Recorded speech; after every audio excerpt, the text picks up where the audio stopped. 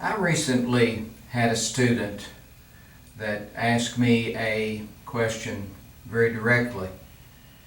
He said, "How do you really play the game?" He said, "If I'm going to work with you," he said, "I want to know how to really play the game." Well, that's exactly what I would want if I were to seek instruction myself, is how to really play the game. The answer that I gave him matches up with what I teach and what I believe. This is a visual, physical game. And I think there's a missing piece to the puzzle that is not being taught correctly. Players today, professional players, the top players in the world, play from a visual offset.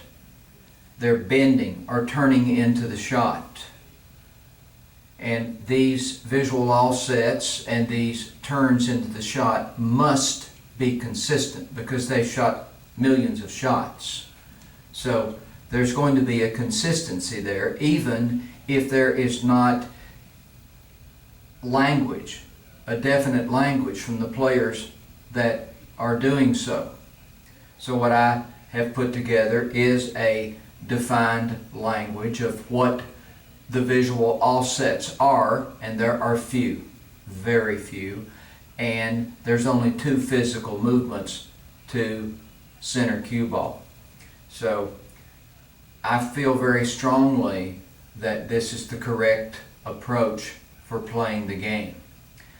I'm currently in the middle of watching arguably the 2 best money players in the world on an internet match, and it is clear, it is obvious that each of those players are using visual offsets to the actual shot line, and they're physically moving to the right or moving to the left into that line.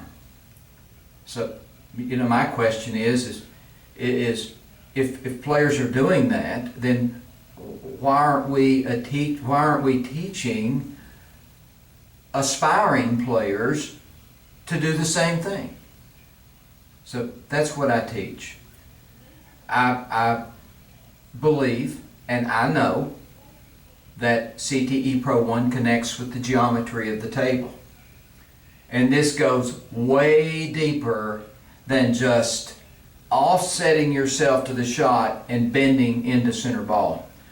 There is a geometric connection that is occurring, and I will be presenting my case soon.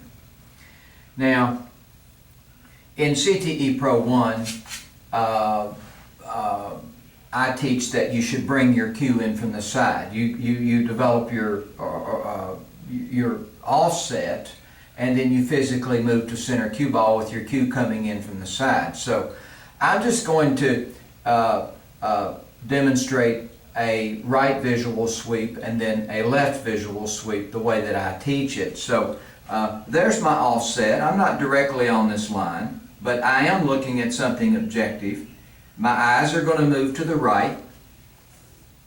There's a right visual sweep. You can observe the greatest players in the world doing this.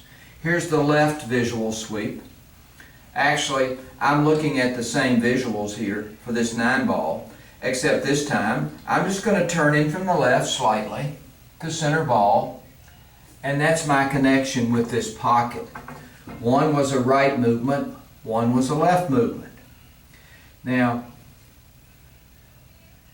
my major prompt for this video was actually to do a contrast between bringing your cue in from the side or bringing your cue straight down, snooker style. Now, the snooker players that play this game are remarkable players. I mean, I've just recently spent 20 hours or so watching Ronnie O'Sullivan play, and wow, I can understand why some people say that he is the best cueist in the world. So, can snooker players bring their cue straight in and still set up with an offset? I think so. I think I observe this as well when I watch many snooker players play the game. I'm going to do the best I can to set up in a snooker style type stance. So I've got my offset here, and I could even convince myself that I'm not on an offset. So there's the sweep, and there's my cue coming straight down. I'll do that again. There's my offset, and I bring my cue straight into the shot line. I'm very aware, very tuned in to what's happening here. And one thing that I've heard from professional players over the years is, I don't know what I'm doing. That's the missing piece of the puzzle. Professional players have not tuned into the fact, they're not aware of the fact that that slight offset exists. I'm simply calling attention to the offset, and I'm presenting the objective visuals and the moves that you make to connect with the shot. Let's look at the snooker setup for a left visual sweep. So there's my offset, and once again the shot line is I'm just a half a tip away from it, so I'm very close to the shot line. So there I go. So I locate the shot line very quickly, and then my cue comes straight down on that shot line. So I could probably mix the two together. So here's a Pro One style sweep. Then here is the snooker style sweep. I'll do that again. Pro One, snooker. Okay, let's move to the left. Pro One, Pro One, snooker. Pro One, snooker.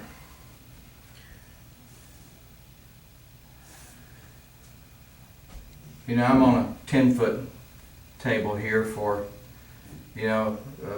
let's call it American pool.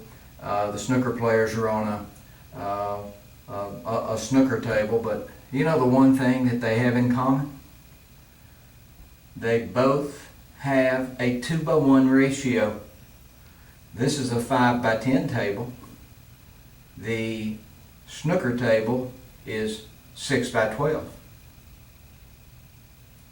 What I will tell you, and I can prove this, is that these rotations and these visuals will not work on this table if we change its dimension, nor will they work on a snooker table if we change their dimensions. So I want you to observe the best players play when you see them play. Notice that their eyes are going to the right. Notice that their eyes are moving to the left. Whether it's bringing the cue in from the side or whether it's bringing the cue straight down. In my opinion, the advantage of bringing the cue in from the side allows the eyes a little more time to work. But you certainly can't argue in any kind of way with what they're doing with the snooker style of play. Wow, what great players they are.